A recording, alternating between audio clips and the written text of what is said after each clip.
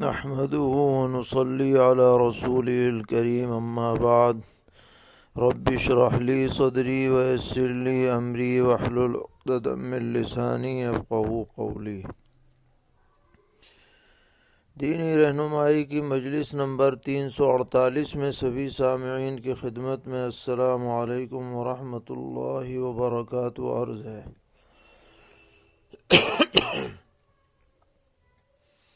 آج کی مجلس کا پہلا سوال یہ ہے کہ یہ روایت بیان کی جاتی ہے کہ کانت بنو اسرائیل تسوسہم الانبیاء، تو یہ حدیث معتبر ہے یا نہیں، اور اس میں جو یہ فرمایا گیا کہ بنی اسرائیل کی سیاست انبیاء فرماتے تھے، اس کا کیا مطلب ہے؟ جواباً عرض ہے کہ یہ روایت صحیح ہے، بخاری شریف میں 3455 نمبر پر اور مسلم شریف میں 1842 نمبر پر موجود ہے، اور اس کا مطلب یہ ہے کہ انبیاء بنی اسرائیل میں نبوت اور حکومت دونوں جمع تھیں، یعنی جو نبی ہوتا تھا وہی امور دنیا کا بھی ذمہ دار ہوتا تھا۔ لیکن چونکہ نبی اکرم علیہ الصلاۃ والسلام آخری پیغمبر ہیں، خاتم النبیین ہیں، اس لیے اب نبوت تو ختم ہو گئی آپ کی ذات پر، لیکن خلافت اور حکومت کا سلسلہ امت میں جاری رہے گا۔ تو بہرحال سیاست سے مراد یہاں پر امور دنیا کا انتظام ہے، اور یہ جو دنیا کی آج کل سیاست چل رہی ہے جو دھوکے بازی پر مشتمل ہے، جھوٹ فریب پر مشتمل ہے، اس کا نبیوں کی سیاست سے کوئی تعلق نہیں ہے۔ نبیوں کی سیاست تو عدل اور انصاف اور حق کے لیے ہوتی ہے، اور آج بھی حقیقی خلافت اور حقیقی حکومت وہی ہے جو انصاف کے اوپر قائم ہو اور انصاف کا مظاہرہ کرے۔ سوال ہے کہ کوئی شخص یہ کہتا ہے کہ صبح شام کی دعائیں ہم نہیں کر پاتے اس لیے کہ ہمیں اس کا کوئی فائدہ محسوس نہیں ہوتا، تو ایسے شخص کو کیا جواب دیا جائے؟ جواباً عرض ہے کہ ذکر و اذکار کا اصل فائدہ تو اجر و ثواب ہے جو آخرت میں ملے گا۔ دنیا میں اس کا کوئی فائدہ ملے یا نہ ملے، اجر و ثواب تو انشاءاللہ ضرور ملے گا۔ اس لیے اگر ظاہراً آپ کو فائدہ نہیں لگ رہا تب بھی آپ کو چھوڑنا نہیں چاہیے، غفلت نہیں کرنی چاہیے، اور پھر یہی کیا کم فائدہ ہے کہ اللہ تعالیٰ کسی کو توفیق دے دیں اپنا نام لینے کی۔ یہ تو سوچنے کی بات ہے کہ ہماری ناپاک زبان سے اللہ کا نام نکلے، دعائیہ کلمات نکلیں، یہ ہمارے لیے سعادت کی بات ہونی چاہیے، اور اس کے اندر کوئی کسی طرح کی کوتاہی اور غفلت نہیں ہونی چاہیے۔ سوال کرتے ہیں کسی کے گھر میں کسی میت کا انتقال ہو جائے تو اس راستے یا گلی سے پکا ہوا کھانا نہیں لے جانا چاہیے، اور اگر کوئی لے کر آئے تو اس کو کھانا نہیں چاہیے۔ کیا ایسی بات کسی حدیث سے ثابت ہے؟ جواباً عرض ہے کہ یہ بالکل جہالت کی بات ہے، اس کا حقیقت سے یا حدیث سے کوئی تعلق نہیں ہے، کوئی بات نہیں ہے۔ کسی کا انتقال ہو جائے وہاں کھانا پکایا بھی جا سکتا ہے، لایا بھی جا سکتا ہے، کھایا بھی جا سکتا ہے۔ سوال ہے کہ کچھ خواتین محرم کے مہینے میں 10 محرم کو خاص کھانا جیسے مالیدہ بناتی ہیں، تو اس کا کیا حکم ہے؟ اسی طرح بعض جگہوں پر 10 محرم کو چاول کی پتلی سفید روٹی بنائی جاتی ہے اور اس کو لازم سمجھا جاتا ہے۔ جواباً عرض ہے کہ یہ سب بے اصل باتیں ہیں، اسلام میں اس طرح کی تعیین کی اجازت نہیں ہے۔ باقی بلا تعیین کوئی حلال چیز آدمی بنائے کھائے، اس میں کوئی حرج نہیں۔ سوال ہے کہ 5، 10، 12 مہینے کے چھوٹے بچوں کے لیے جھنجھنا خریدنا، پھر اس جھنجھنے کو بچے کے دل بہلانے کے لیے بجانا یا بچے کے ہاتھ میں پکڑانا کیسا ہے؟ جواباً عرض ہے کہ یہ مباح ہے، بس اس میں جھانج اور میوزک وغیرہ نہیں ہونا چاہیے۔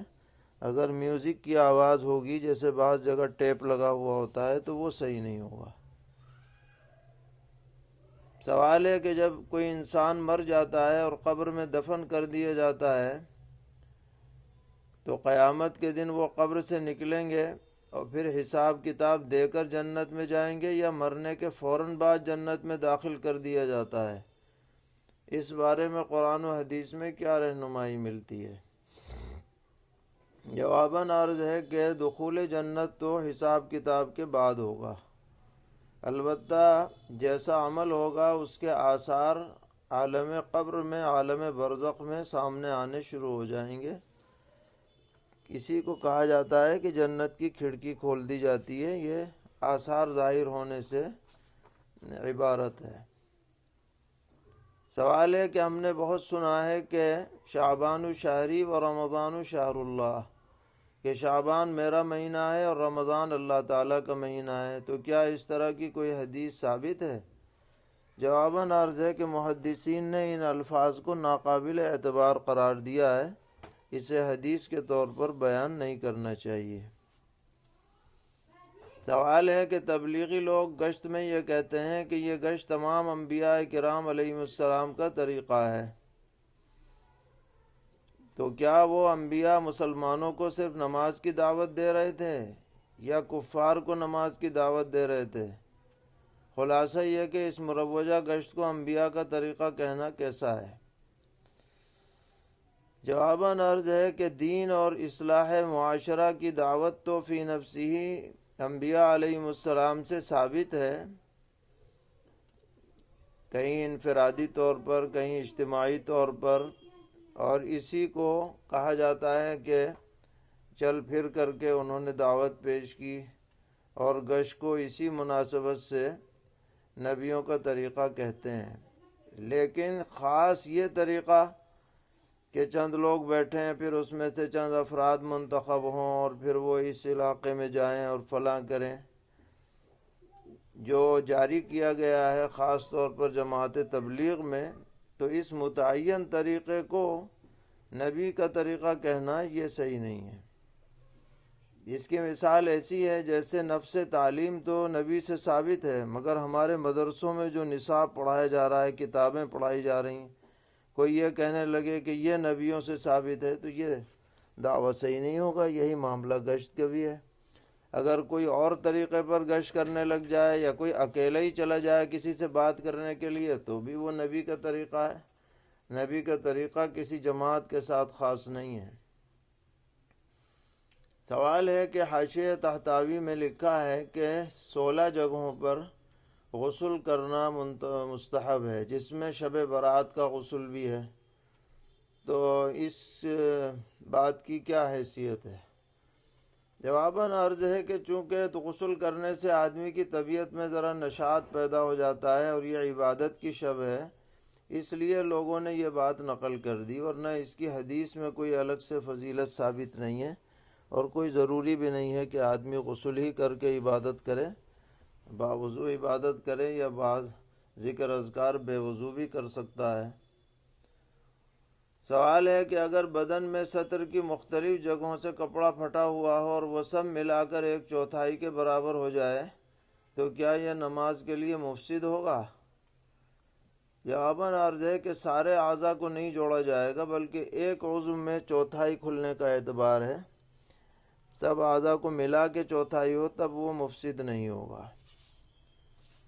سوال ہے کہ عام طور پر جینس پینٹ میں مختلف جگہوں سے لوگ کٹ لگا لیتے ہیں، اگر دونوں رانوں کے کٹ کو جوڑا جائے تو وہ 1/4 کے برابر ہو جائے گا، تو کیا اس طرح نماز ہو جائے گی یا دونوں رانوں کے سطر کو الگ الگ سمجھا جائے گا؟ جواباً عرض ہے کہ دونوں کو الگ الگ سمجھا جائے گا، لیکن یہ کٹ لگانا نہایت نامعقول اور جہالت والا طریقہ ہے اور غیروں کی مشابہت ہے، اس سے سب کو بچنا چاہیے، اور ایسا تنگ لباس بھی نہیں پہننا چاہیے جو غیروں کا طریقہ ہے۔ سوال ہے کیا تکبیر تحریمہ کے بعد زبان سے اللہ اکبر کہنا سنت نماز میں بھی ضروری ہے یا صرف فرض میں ضروری ہے؟ جواباً عرض ہے کہ سنت ہو، نفل ہو، فرض ہو، واجب ہو، سب میں اللہ اکبر کہنا زبان سے ضروری ہے، محض نیت کافی نہیں ہے۔ سوال عوام میں مشہور ہے کہ جس شخص نے عید کے دن فجر کی نماز نہیں پڑھی اس کی عید کی نماز نہیں ہوگی، تو اس کی کیا حقیقت ہے؟ جواباً عرض ہے کہ فجر الگ نماز ہے، عید الگ نماز ہے۔ ایک کا صحیح ہونا دوسرے پر موقوف نہیں ہے۔ یہ الگ بات ہے کہ فجر چھوڑنا بہت بڑا گناہ ہے قصداً، اگر چھوٹی بھی ہے تو اس کو جلد از جلد قضا کر لینی چاہیے۔ سوال ہے ہمارے علاقے میں رمضان کا چاند نکلنے کے بعد امام صاحب صرف پہلی رات سورہ تراویح پڑھاتے ہیں اور اگلے دن سے سنت تراویح شروع ہوتی ہے، یعنی باقاعدہ قرآن پاک کے ساتھ تراویح ہوتی ہے، تو یہ طریقہ کیسا ہے؟ جواباً عرض ہے کہ مصلحتاً اگر یہ طریقہ اپنایا جائے تاکہ کسی کا قرآن نہ چھوٹے تو ناجائز تو نہیں ہے، لیکن پہلے ہی دن سے قرآن سنا دیا جائے تو اور بہتر ہے۔ بہرحال اصل چیز تو تراویح پڑھنا ہے، اس کے ساتھ مزید قرآن پاک بھی شامل ہو جائے، وہ نور علی نور ہے۔ سوال ہے کہ نیچے مرد تراویح پڑھیں اور اسی گھر میں اوپر عورت اقتداء کریں تو کیسا ہے؟ جواباً عرض ہے کہ اگر فلیٹ الگ الگ ہیں تو اقتداء صحیح نہیں ہے، اور اگر ایک ہی گھر ہے تو اقتداء صحیح ہو جائے گی، اور بہت بڑا گھر بھی نہیں ہونا چاہیے کہ دور دور دور تک ہو، تو پھر صحیح نہیں ہوگا۔ سوال ہے کیا نصاب زکوٰۃ کا اعتبار سونے سے ہوتا ہے یا چاندی سے؟ جواباً عرض ہے کہ سونے سے بھی ہوتا ہے اور چاندی سے بھی ہوتا ہے، اور دونوں کے بارے میں حدیثوں کے اندر مقدار وارد ہے۔ سوال ہے سونے کا نصاب کتنے گرام مقرر ہے؟ 87 گرام۔ چاندی کا نصاب کتنے گرام ہے؟ 613 گرام۔ سوال ہے اگر راشد کے پاس صرف 5 تولہ سونا اور اس کے علاوہ کوئی مال نہیں ہے تو کیا اس پر زکوٰۃ واجب ہوگی؟ جواباً عرض ہے کہ نہیں واجب ہوگی، کیونکہ نصاب نہیں ہے۔ اگر ساجد کے پاس 5 تولہ سونا اور 500 روپے نقد ہوں تو کیا اس صورت میں ساجد پر زکوٰۃ واجب ہوگی؟ جی ہاں، اگر دونوں پر سال گزر گیا ہو تو واجب ہوگی، کیونکہ یہ نصاب تک پہنچ جائے گا چاندی کے اعتبار سے، یہ 500 روپے چاندی کے درجے میں ہے۔ سوال ہے اگر علی کے پاس 5 تولہ سونا اور 20 تولہ چاندی ہو اور اس کے علاوہ کوئی مال نہ ہو تو کیا علی پر زکوٰۃ واجب ہوگی؟ جی ہاں، واجب ہوگی۔ سوال ہے اگر عبداللہ کے پاس 52.5 تولہ چاندی ہے جس کی مالیت 2 لاکھ روپے ہے اور اس کے علاوہ کوئی مال نہیں، اور عمر کے پاس 3 تولہ سونا ہے جس کی مالیت 4.5 لاکھ روپے ہے، اس کے علاوہ کوئی اور مال نہ ہو، تو ان دونوں میں کس پر زکوٰۃ واجب ہوگی؟ جس کے پاس 52.5 تولہ چاندی ہے اس پر زکوٰۃ واجب ہے، اور جس کے پاس 3 تولہ سونا ہے اس پر واجب نہیں ہے، کیونکہ دونوں کا نصاب الگ الگ ہے۔ سوال ہے اگر مسافر نصف النہار سے قبل مقیم ہو گیا اور اس نے کھانا کھا لیا تو کیا بقیہ آدھا دن اسے تشبع بالصوم کرنا ضروری ہے؟ جواباً عرض ہے کہ جی ہاں، اسے تشبع بالصوم کرنا چاہیے اور اسے کھانا پینا نہیں چاہیے تھا، کیونکہ وہ مقیم ہو گیا تھا۔ باقی اس پر کفارہ لازم نہیں ہے، بس قضا کافی ہے۔ سوال ہے والدہ محترمہ شوگر کی مریضہ ہیں، انہیں کسی نے افیم استعمال کرنے کا مشورہ دیا ہے تو کیا کریں؟ جواباً عرض ہے اگر معمولی مقدار ہو جس سے نشہ نہ چڑھے تو گنجائش ہے، اور اگر نشہ چڑھ جائے تو اجازت نہیں ہوگی، اور پھر بھی بہتر ہے کہ اس سے بچا جائے، کیونکہ دیگر دوائیں بہت سی آج کل دستیاب ہیں جس میں افیم کے بغیر بھی شوگر پر قابو پایا جا سکتا ہے۔ سوال ہے کہ آج کل کم سے کم مہر کی مقدار 34 گرام ہوتی ہے، اور 1 گرام کی قیمت ہمارے ہاں تلنگانہ میں 405 روپے ہو رہی ہے، تو اس حساب سے تقریباً 13,000 روپے مہر بیٹھ رہی ہے، تو جو لوگ 5,000 یا 10,000 مہر باندھتے ہیں تو کیا درست ہوگا؟ جواباً عرض ہے کہ کم سے کم مہر چونکہ 13,000 کے قریب بیٹھ رہی ہے، اس لیے اس سے کم مہر نہ باندھی جائے، اور اگر کوئی باندھ رہا ہے تب بھی اس پر کم سے کم مہر واجب ہو جائے گی۔ سوال ہے کیا کسی کو اپنا خون دینے سے رضاعت کا حکم ثابت ہو جاتا ہے جیسے کہ دودھ پلانے سے ہوتا ہے؟ جواباً عرض ہے کہ خون دینے سے رضاعت ثابت نہیں ہوتی، کسی وقت بھی خون دیا جائے، چاہے بچپن میں یا بڑی عمر میں، اس لیے کہ خون غذا کے درجے میں نہیں ہے۔